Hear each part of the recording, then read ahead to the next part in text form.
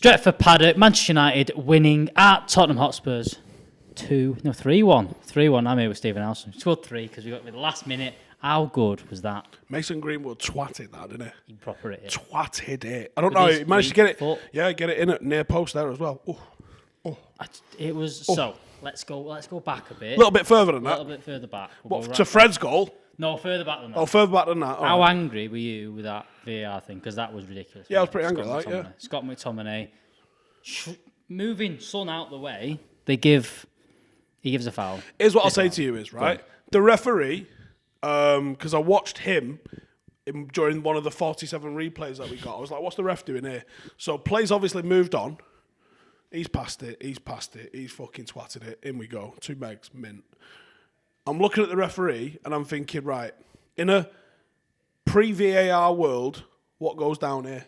And what goes down here is 1-0 Manchester United. Done. Finished. He's never going, hang on a sec, there was a thing over here. That's not going to be a foul. And there was more fouls than that on the pitch that weren't given. You're like, it's nonsense to even pull it back for that. That went. Yeah. That was a phase of play ago. Like, this is... Too much time has now elapsed. Even only a few seconds has gone. Too much time has elapsed for you to go, hang on, let's just fucking go back here a second and sort this out.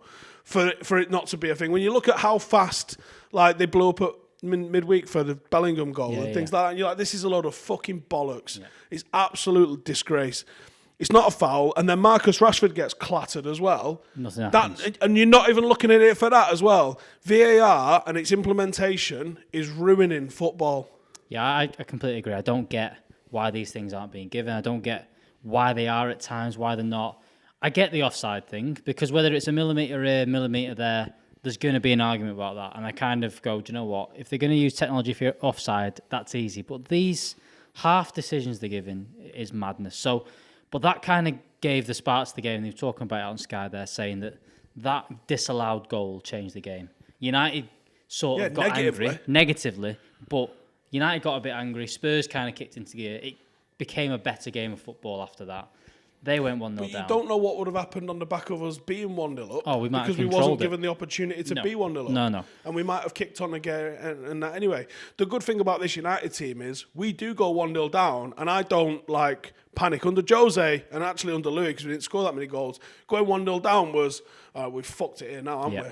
But this United team, I mean, it's literally the most points won from going behind, so you can't even just say it feels like. It literally is a team that manages to come back time and time again, and what an attribute that is to have as a team. I don't know how you coach that. No, it's almost the old Man United a little bit in the times. People were saying like you played McTominay and Fred together, he's playing for a 0-0. The fuck are you talking about? I think, look, I called it in the week. I said that we were going to do Fred McTominay. I think everyone with any kind of sense of how Ole Gunnar Solskjaer sets up teams, that was always going to happen. I always saw Paul Pogba a little bit further forward. Second half, though, Fred, what a goal that was, by the way. The football, forget the finish. The build-up was sensational. The build-up was really good. And that, people go, oh, what's United's style of play? Fucking that, mate. That's it. That's us. It's get us close to the box and then fast one-touch passing. I mean, how many? You look back over the last couple of seasons, how many goals we've scored like that? It's quite a few. That's our style of play. Yeah.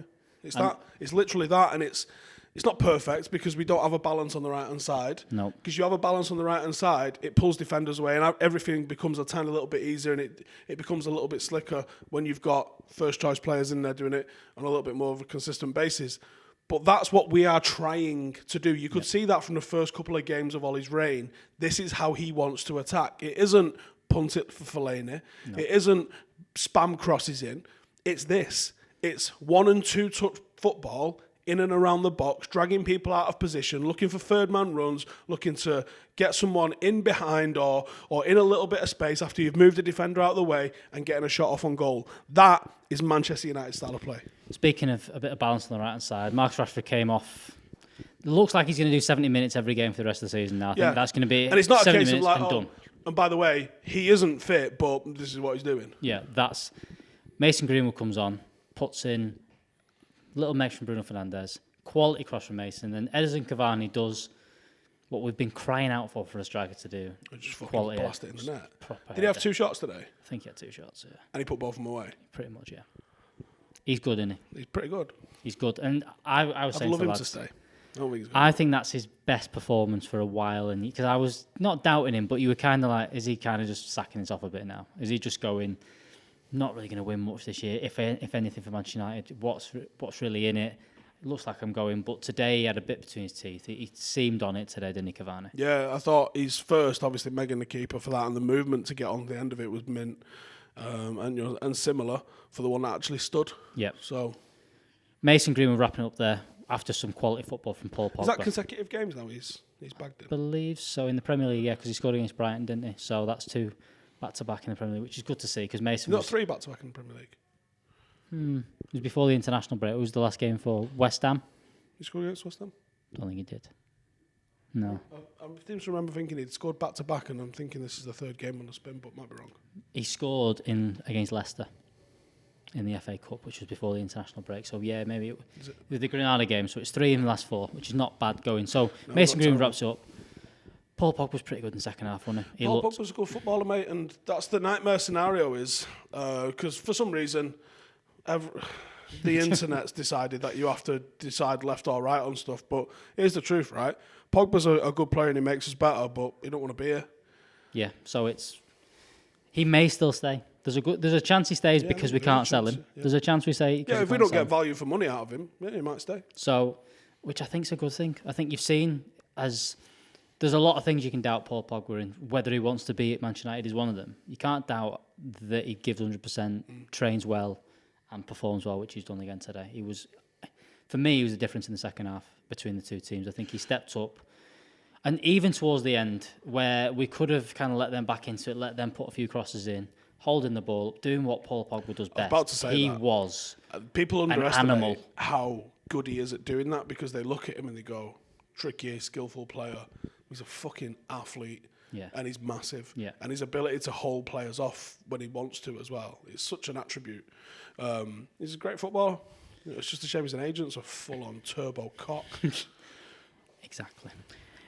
In perspective of today's game, can we look up at all, or is it still that second? Can we have a little look and go, there's a little bit of pressure on them? I had to ask. No. I had to ask. No, you can't. A little bit. You can't look up at No, all. look, do I think City can drop more points? Yeah, I think they're probably going to drop. Chelsea this weekend, I think they're going to drop points in that game. Are they going to drop enough where it becomes a thing? I don't think so. But more than that, I don't think United win every game to the end of the season. No, which I think you're going to have to do. And and I think that's what United would need to do, that kind of run, whilst hoping City continue to drop. And I think their squad is too deep and too strong to do that. I just can't see it happening. Look, if it gets to within 3 games and we're within a couple of points, yeah, I'll start fucking wearing the 21 is coming hat. But right now, no. I think it needs a massive momentum swing. I think yesterday, everyone's just kind of writing it off for City, saying, "Look, they've got Champions League stuff." Leeds are also the team that are perfectly suited to turn City over. Yeah. They don't play with fear. They turn up with everyone, and they either win or they get a spanking. And the XG on yesterday, they should have got a spanking. So, I think there needs to be a massive turn in momentum, which I just don't think there's going to be. But like you said, next weekend, I think City play Chelsea. Who have we got in the league? We've got Burnley, I think. Burnley. Potential of it, something going. But I think a couple of things, them having them games in hand, that game in hand for a while, might just mean that it keeps... If it gets to 6 points, which isn't far off, they drop points to Chelsea and we win, it should be 6 points if we win our games in hand. I just don't... That's when it gets silly, but it's not going to get to that stage. But do you think that's top 4 done? I think so. Yep. I think top 4's done. I think second's looking very good. Look, it would be nice to get as close as we can to them. And maybe Ollie can go and volley a door off at the office and say, you give me some cash and I'll get you a title. That's not happened. No. Under any manager so far, whether they've actually volleyed the door off or whether they've been allowed to even mount a title challenge after a decent performance. But the progress is there. Back-to-back top 4 finishes for the first time since Sir Alex. Progress is tangibly there. So, yes, Solly needs to win a trophy because football's for trophies and not just for, lucrative Champions League finishing places. It's not about that. Although I think the Glazers probably tell you different. Yeah, exactly. But the improvements are there. There's very positive signs there. But I think we are several 4 or 5 at least first choice players away from even thinking about competing with City to try and win the league. But can I just say, Go on. what does your day look like if it gets to the very final day, day 38, that Sunday, and it's like all United have to do is better City's result on the day?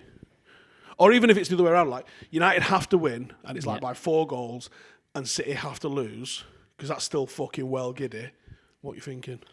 Play it down as much as possible, because I just don't think it'd happen. No, just think you get turbo rummed out your mind. It would need to be rummed. It would need to be rummed, because you need to not remember anything. Yeah, any of them there. All of them, actually. Because either way, the two things happen. Number one, we don't do it, we get our hopes up, and it gets annoying. Or we win it, and we need to be in that state. So, I don't think so. Going to be naked in a bath somewhere. Yeah, probably. With no water. Yeah, probably. Right, that is everything from Stephen Howson.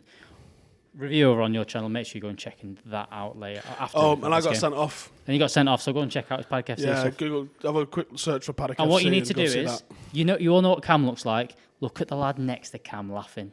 That's the best bit. But I've been Alex. That's been Stephen. See you later.